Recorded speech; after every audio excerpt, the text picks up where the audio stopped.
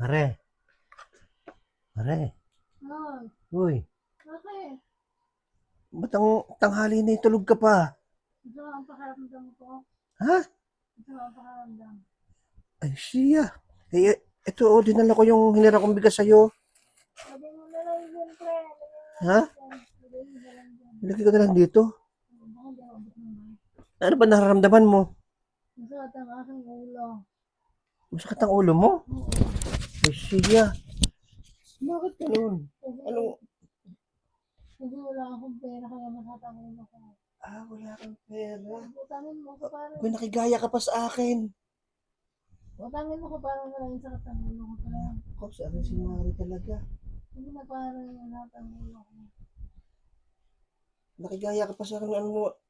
Walang pera. Ano ba yung dala mo? Parang yung bigas na hiniram ko sa'yo, susuli ko na. Yung isang basong hiniram mo kahapon? Oo. Kasi nahuli mo pa nagsasabi ko na yan sa'yo. Ay, ito basta. Susuli ko na sa'yo. Ito, oh. Ayan, yan. Pampatanggal ang sakit ng ulo. Hindi na, wala na sakit ng ulo ko, pare. Oo, pambihira. Ay, salamat, pare, na wala bigla sakit ng ulo ko. Ay, pare, Oo. sige, lagay mo na lang yung bigas dyan. Mamaya ko na isasain. Iwan ko na lang dito.